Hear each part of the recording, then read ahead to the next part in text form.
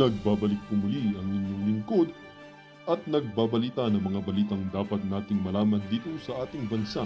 Ito ang Balitang Pambansa. Atin ngang matutunghayan sa channel na ito kung ano ang nangyayari sa loob ng ating gobyerno at syempre tumutulong na rin sa ating mga mamamayan na malaman ang katotohanan dahil mayroon tayong karapatan na malaman ang tunay na nangyayari sa ating bansa. Ngunit bago natin panoorin ang balita, huwag niyo pong kakalimutan na mag-subscribe sa ating channel at pindutin ang notification bell para lagi kang maging updated sa ating mga bagong videos na ina-upload araw-araw. At sa ating mga solid viewers naman dyan ay maraming salamat naman po sa walang sawang pagsuporta. At syempre, huwag din pong kakalimutan mag-iwan ng like at i-share ang ating mga videos. At kung mayroon ka naman pang opinion, ang ating comment section ay bukas para sa inyong mga hinaing. Ito na nga mga kaibigan, ating panoorin ang buong video. Salamat po muli and God bless!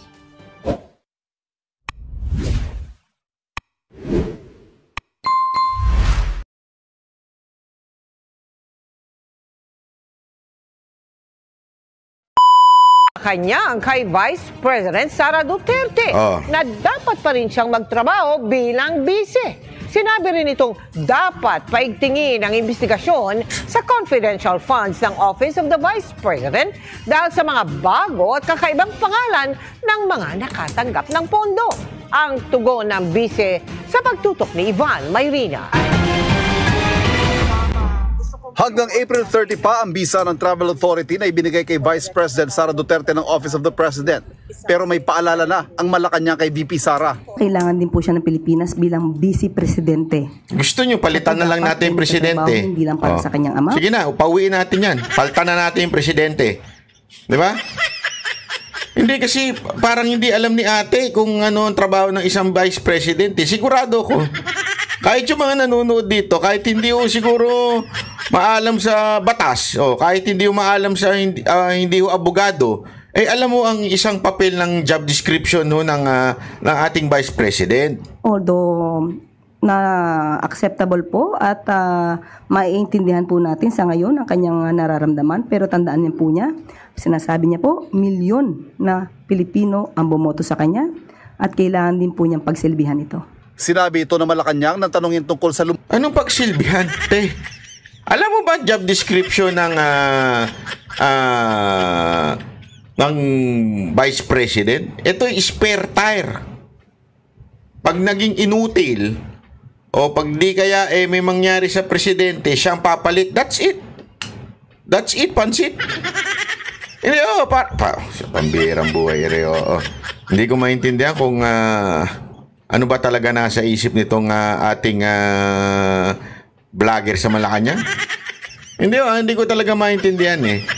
Ano kaya anong nasa isip niyan job description katulad nung kay Leni Robredo? Napakalat-kalat. Pag may disaster ng gugulo. Iyon ho bang sa tingin niyo description ho ng Vice President? Hindi ho job description ng Vice President yan. Ang description lamang ng Vice President ay maging spare tire. Ika nga. Kaya naman, kung meron siyang position as cabinet secretary, yun, pwede.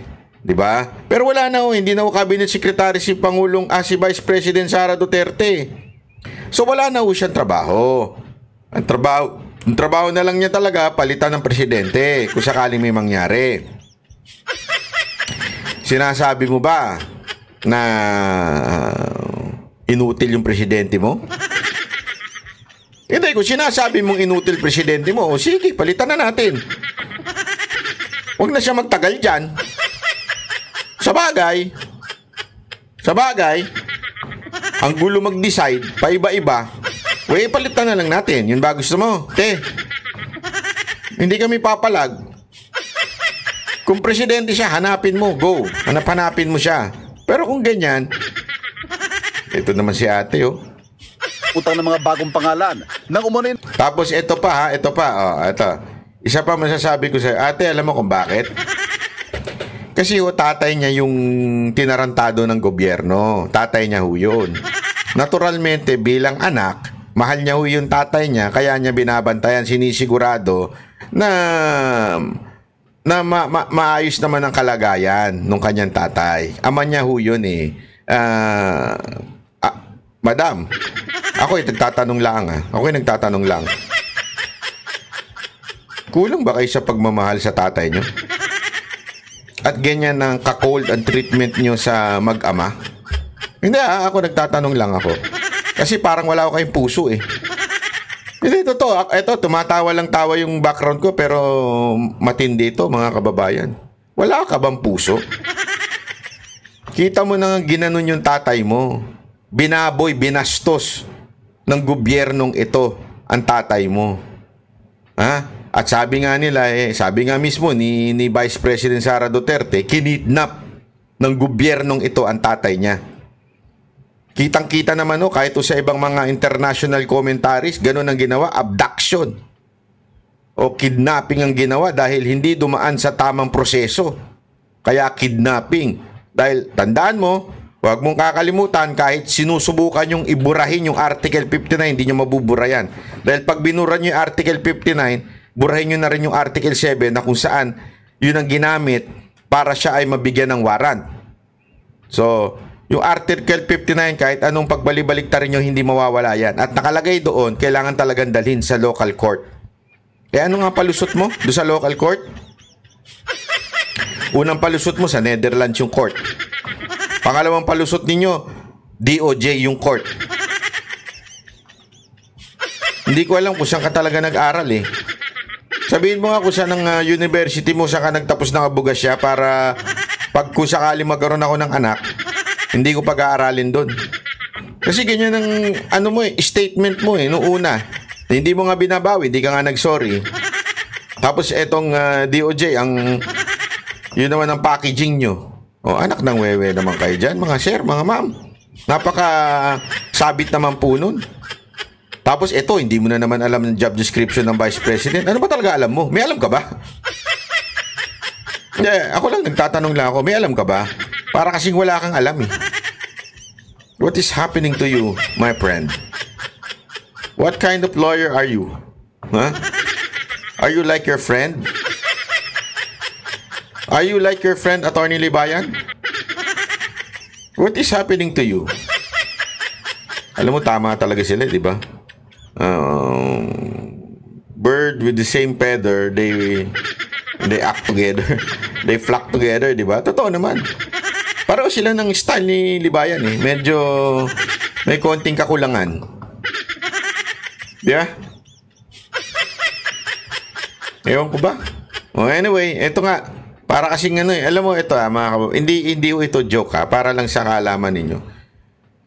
Kung tatay nyo yun, wala rin puso to. Itong si ate, wala rin puso to. Kung tatay nyo yun, kahit ba hindi kayo close siguro kung ganong binastos, winalang niya, sigurado ako dadalawin ninyo, babantayan ninyo, di ba? Para tuloy lumalabas ate, wala kang tatay na nagmamahal sa iyo eh. Inabando na ka na ba? Hindi ako nagtatanong lang. Tinatanong ko lang po ito Madam Claire. Inabando na ka ba ng tatay mo? Bakit tila wala kang puso sa mga tatay? Hindi, ako tatanong ko lang ito. Tanong ko lang naman ito. Bakit ganun? Ha? Hindi ka ba minahal ng tatay mo? May ginawa ba siya sa'yo kaya ka ganyan? Ganyan kakabiter? Kawawa ka naman, nilalang ka. Walang magmamahal sa'yo pagkagayaan ka. O baka naman wala talaga nagmamahal sa'yo. Kaya ganyan kakabiter. Huwag ganun, te. Huwag ganun. Huwag mo itulad ng lahat ng tatay yung treatment sa'yo. Hindi maganda. Hindi ko talaga, alam mo, nung narinig ko to, nakita ko talaga pa, grabe ito, wala puso itong aalin to. Talagang wala yung puso niya, parang ewan. Hindi ko alam kung may puso ba itong taon to. Tapos ngayon, eto na, tingnan ninyo may bago na naman silang binibring up. Kasi tapos na sila kay Duterte, doon sa tatay. Tapos na sila kay Pangulong Duterte. So ang target na naman ngayon ay si Vice President Sara Duterte. So may bago na naman silang pauso. Ito na naman, lumutang ng mga bagong pangalan na umunoy nakatanggap ng confidential funds ng OVP at kung may gagawing hakbang Malacanang para pasagutin ang bise tungkol sa mga ito. Si Jay Camote, si Miggy Mango. Dinaniniwalaan pa ba itong na ito? Itsura pa lang nito, di nakapanipaniwala eh. Ano ba ito? Saka yung Dodong Gang, saka si Xiaomi 8. Talagang mga peking tao pa rin yung ginagamit ko. Abay, natural. Kuya, natural na peke.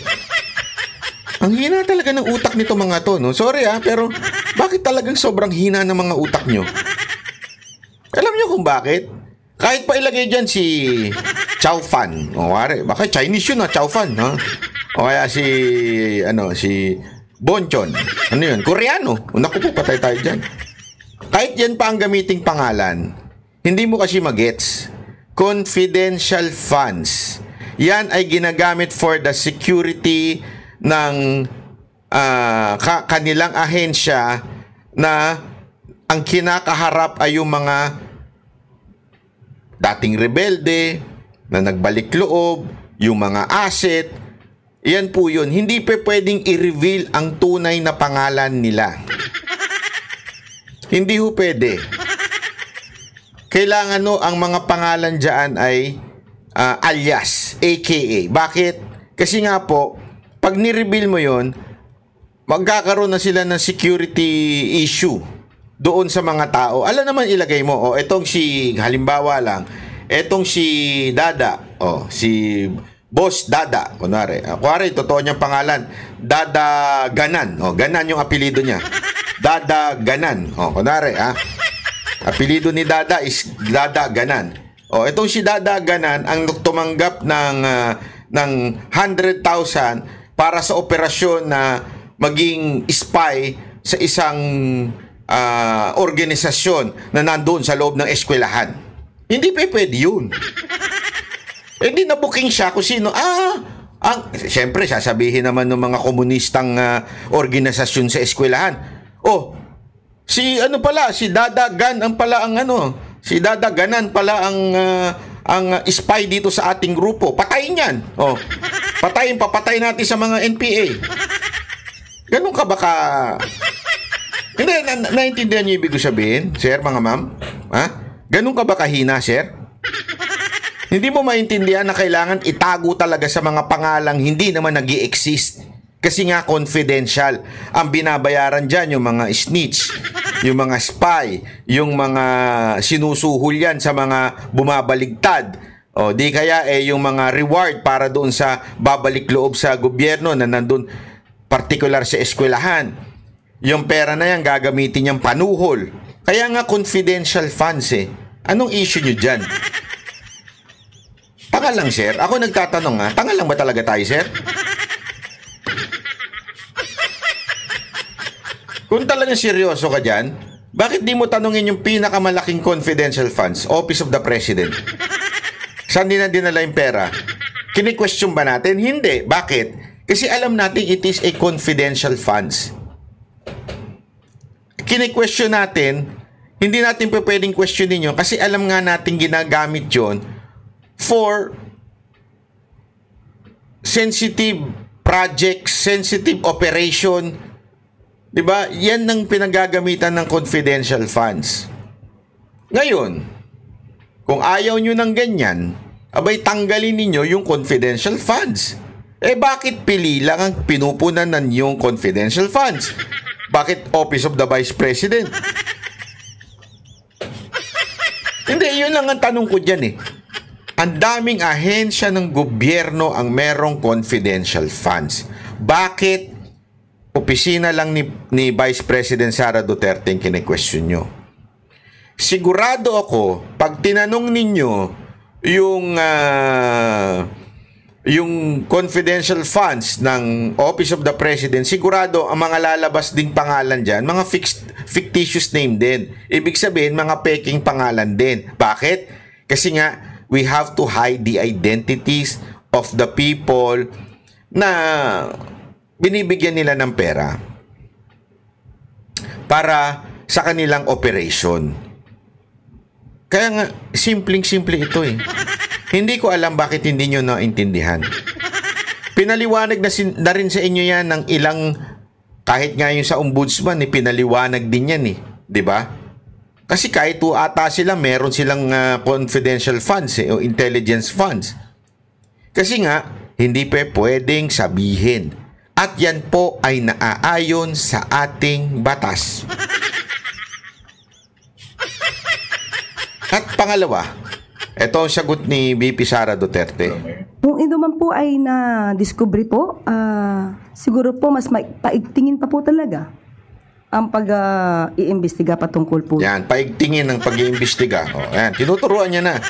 Paigtingin na natin ng pag-iimbestiga kay VP Sara Duterte kasi siya na ang next. Di ba? Gago! Siya na ang next na ikukulong natin. Siya na ang next na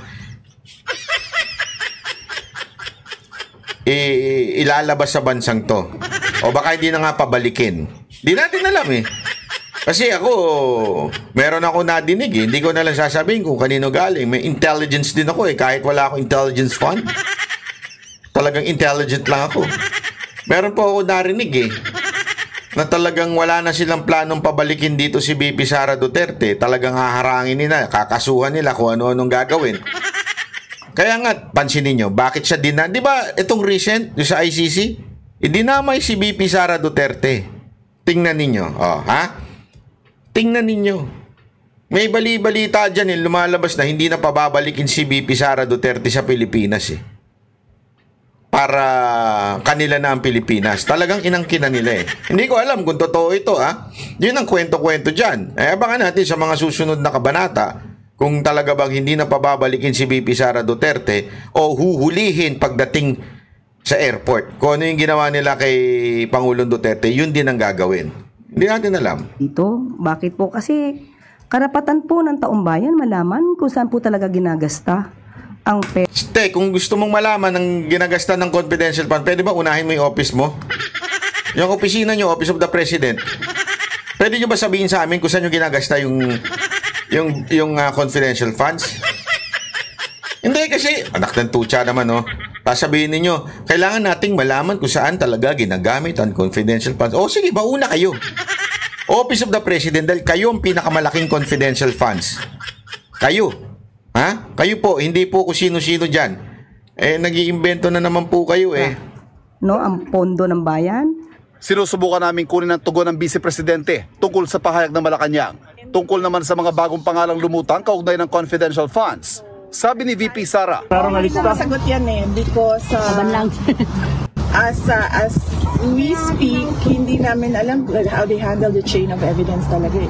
Hindi natin alam kung yan ba nga talaga yung sinabi ng Office of the Vice President at this point. Hindi na natin alam. kagabi sa isang talakayan na ni-livestream sa social media, sinabi ng nakababatang kapatid ng Vice na si Davao City Mayor Baste Duterte na pinag-iinitan sila ng Administrasyong Marcos. Lisod gyud kaayo sa nga sitwasyon nga kanang gina-single out mo sa ka presidente. Di ba? Kanang kuan ba kanang targeted mi ba? Bugat kayo ang mga kuan ang sitwasyon karon. Kung tungkol sa pag-aresto raw ang tinutukoy ni Mayor Baste, ayon sa palasyo, wala raw silang magagawa rito dahil ang dating Pangulo pa lang ang may warrant mula sa ICC. Magyang kakulangan ng investigasyon at hindi pagsasampa ng mga kaso kaugnay ng mga umano'y libu-libong extrajudicial killing na nagtulak sa ICC para ipagpatuloy ang kanilang investigasyon. Libo-libo, 43 nga lang sinabi. Puta pa ulit-ulit ha. Ang masyado kayong mga tarantado kayo. Paulit-ulit, libo-libo, 43 nga lang sinabi ng ICC. Asa may libo-libo na yan? Tangin na, anong pinagkaiba ng 43 sa libo-libo? Ang laki nun ah. Sana man lang 800, 900 para tawagin mo libo-libo. 43 lang sinasabi ng ICC, tas libo-libo. Puro kayo libog. Hindot. Bunga rin daw ng kawalan ng aksyon ng nakarang administrasyon. Walang sinisingle out dito. Ang nangyari dito, yung mga kasong dito na tungkol sa crimes against humanity, kagagawan din po ng kanyang ama na ibinibintang sa kanila. Patuloy na naninindigan ng palasyo na hindi na kagagawa ng kanyang ama. So hinusgahan mo na tapos sasabihin mo binibintang, papalusot ka pa. Ay sus.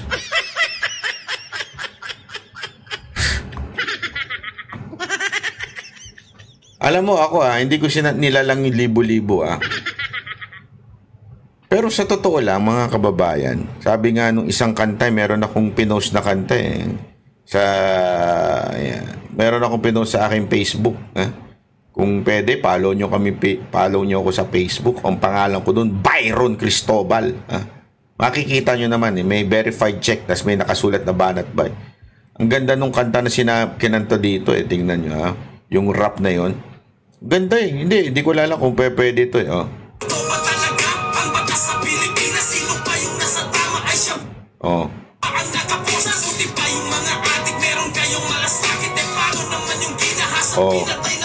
Yun, no?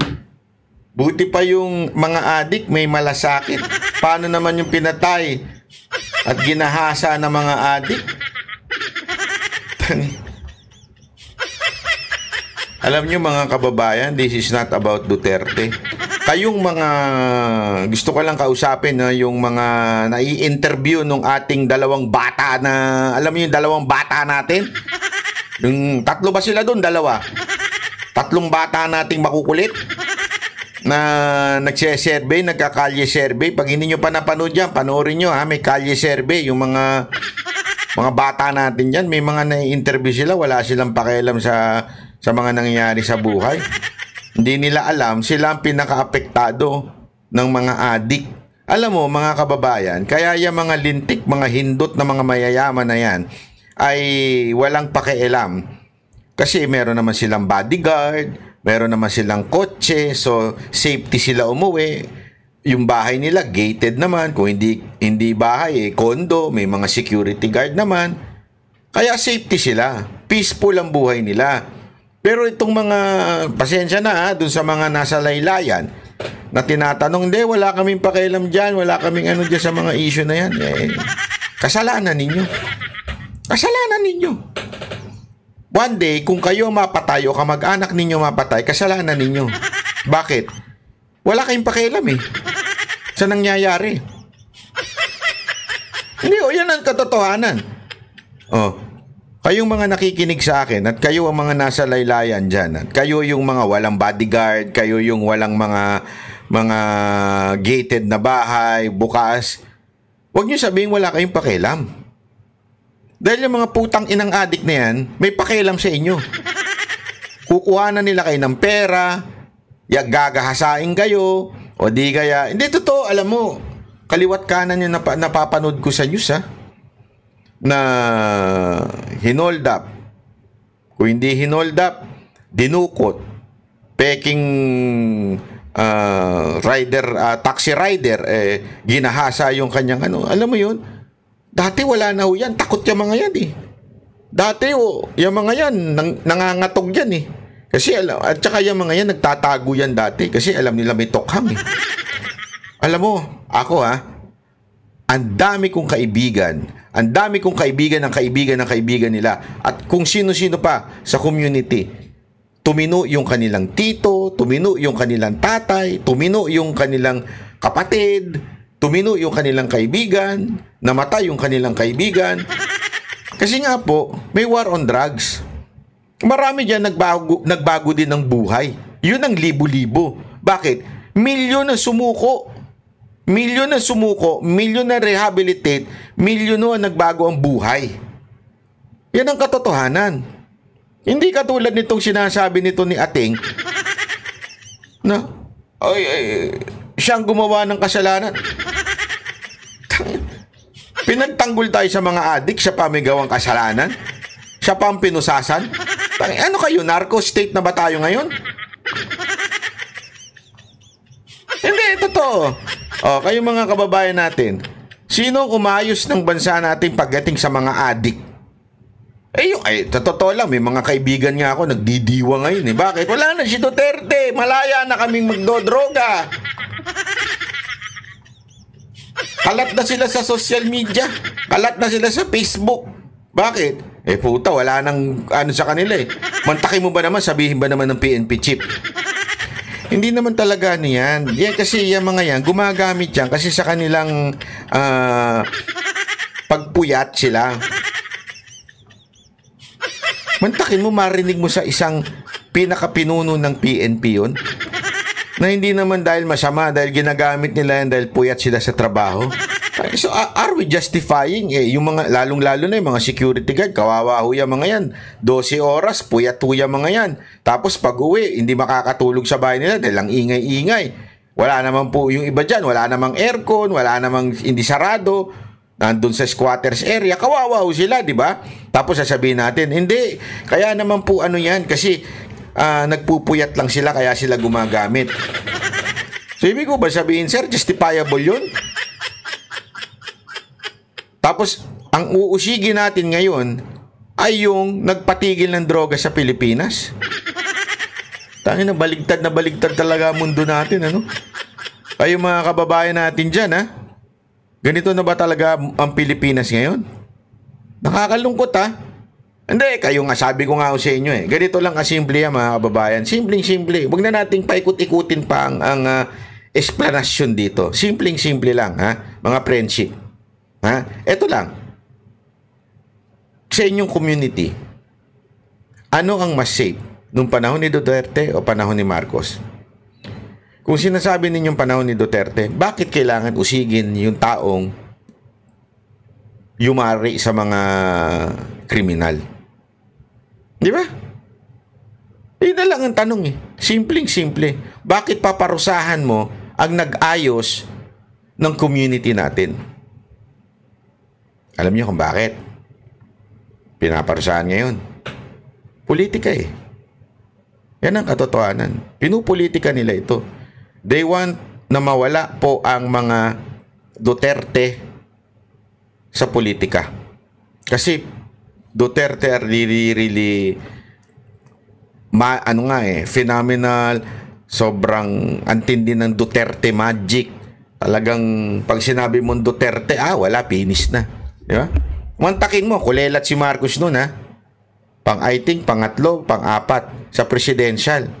Dahil ang nangunguna noon si VP Sara Duterte, sumunod si Leni Robredo, tapos pangatlo pa ata si Bongbong noon, o may nauuna pa sa kanya, tapos tsaka lang siya. Nung umatras si VP Sara Duterte at itinaas ang kamay ni Bongbong, bigyan ng number 1. Ganun ang magic ng mga Duterte. Ganun katindi ang magic ng mga Duterte. Hindi mananalo yung bongbong ninyo kung hindi yan sinamahan ni Vice President eh. Alam nyo yan. Di ba? Tapos ganito. Kaya ganito ginagawa. Dahil nga po, gusto nilang mabura na sa bokabularyo ng Pilipinas ang Duterte.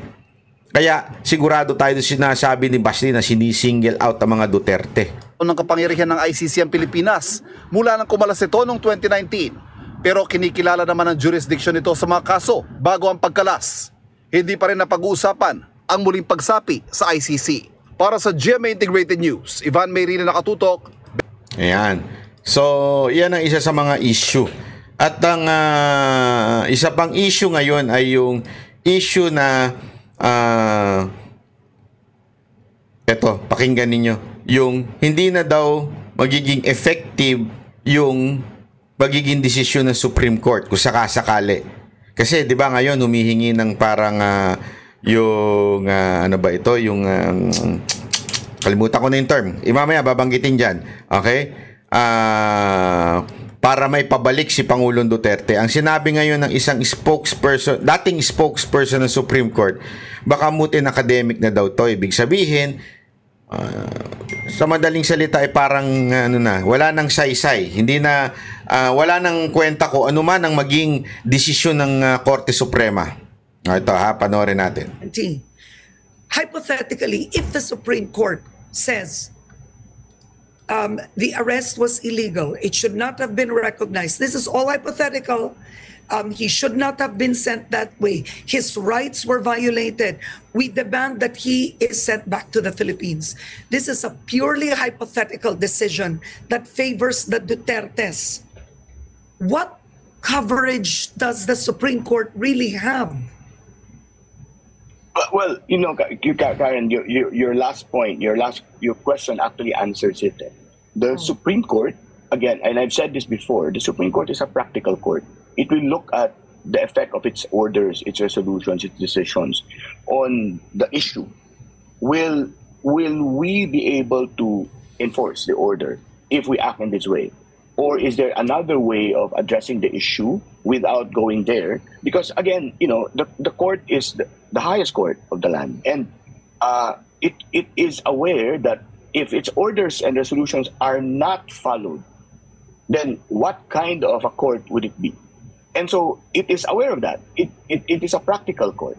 And so I think the question here would be, would the court still act on the petitions even when on its face it does look like it is moot and academic because he is already in the before the ICC, he is in another country, and orders and resolutions of the court cannot extend beyond the country, and so what would be the mindset of the court?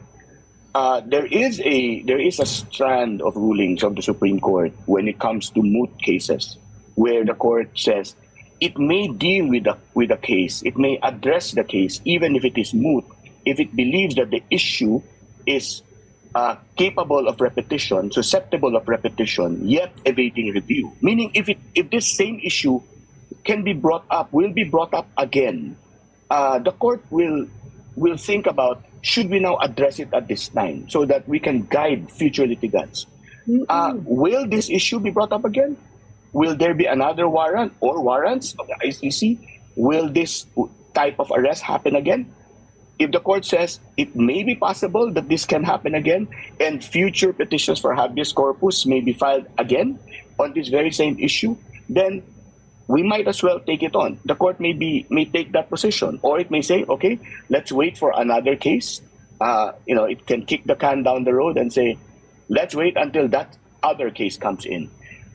We don't know, but those are the options the court can take. Yeah. Because Karen, it's quite significant that we're talking about the writ of habeas corpus, the great writ of liberty, which if the court grants it and is unable to free the person, right, it will to the court it might even cause more harm than good, because it may undermine the writ itself. Now, does the Solicitor General's actions...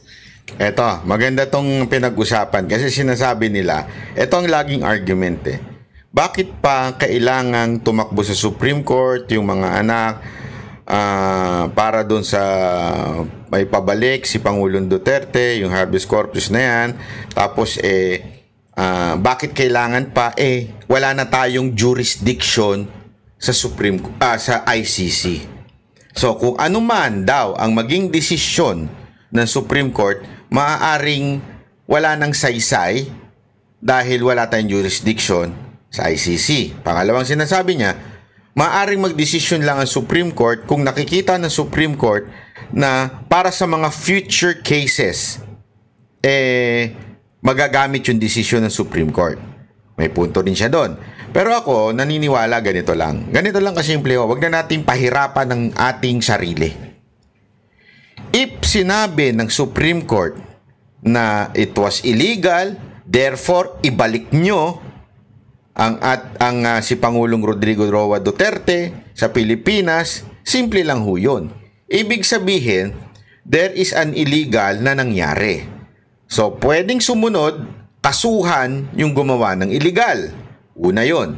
Pangalawa, mantakin mo, illegal yung pagkaalis ng isang, wag na natin lagay si Duterte, Pilipino, dinukot, inalis, pinunta sa ibang bansa, illegal yung pagkagawa.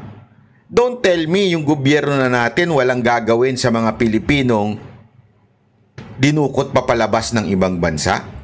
Sabihin na nating OFW yan. Illegally, dinukot siya papuntang ibang bansa. Tinangay siya ng kung sino mang animal dyan. Tinangay ng mga boyfriend, mga ganon. Tapos illegal yung pagkatangay kasi kinidnap, pinilit lang. Don't tell me wala tayong gagawin bilang gobyerno ng Pilipinas by saying, moot and academic na yan, wala nang saysay yan, so wala nang tayong gagawin dyan.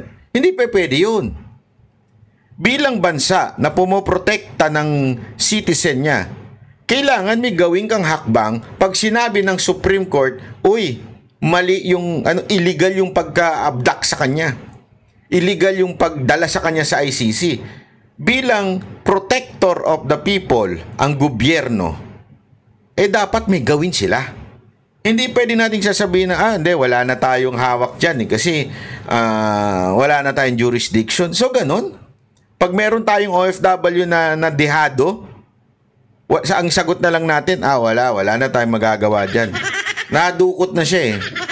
Wala na tayong jurisdiction dyan sa mga tarantadong yan. Hindi man lang kayo gagawa ng move. Yun ang sinasabi natin dito.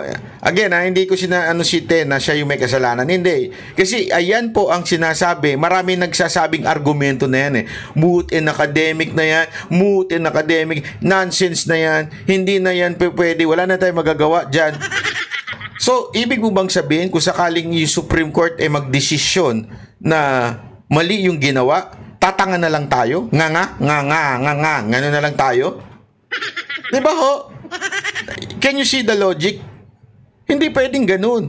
Kung alam mong may naaping Pilipino at dinukot dito, gumawa ka ng paraan. Kausapin mo yung bansang nakakasakop doon sa ICC. At naintindihan nyo? Paano kung dinukot yung isang Pilipina? Dinukot dito. Tapos kinasuhan. Sino dumukot? Yung pulis. Halimbawa, dinukot ng boyfriend niyang pulis. Dinala sa ibang bansa. Nag-iba na sila. Halimbawa lang yun, nag-iba na sila ng bansa.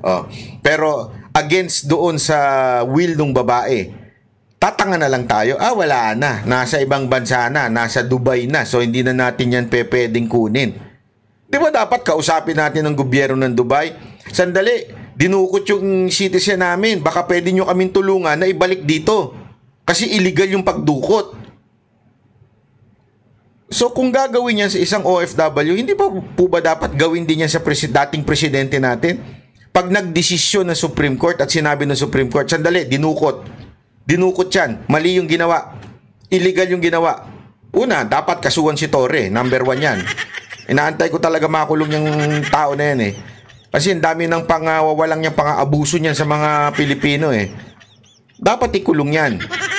Pangalawa, hindi dapat natin pabayaan. Kasi sinabi na kung sakali lang po this is hypothetical, sabi nga ni Karen Davila.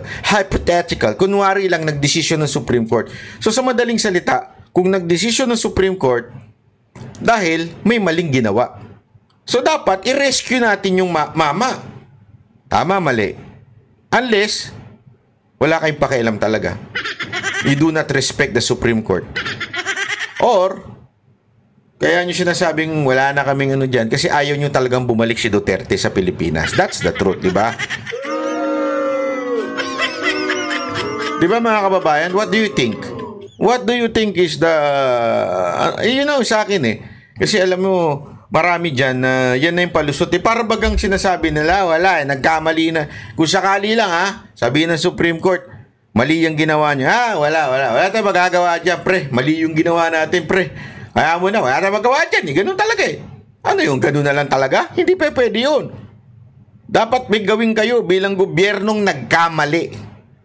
Kayo yung nagkamali. Kung sakasakaling sabihin ng Supreme Court na mali, kayo yung nagkamali. Gawan nyo ng paraan.